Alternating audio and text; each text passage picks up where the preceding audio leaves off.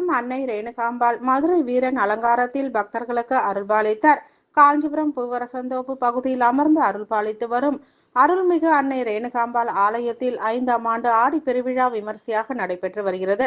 இதில் 2ஆம் நாள் அம்பாள் மதுரை வீரன் திருக்கோலத்தில் எழுந்தருளி பக்தர்களுக்கு அருள்பாலித்தார். இது செங்குந்தர் சமுதாய சங்கத்தின் சேர்ந்த S Perumal, S Sivaguru, T Arumugam ஆகியோர் தலைமை தாங்கி முன்னிலை வகித்தனர்.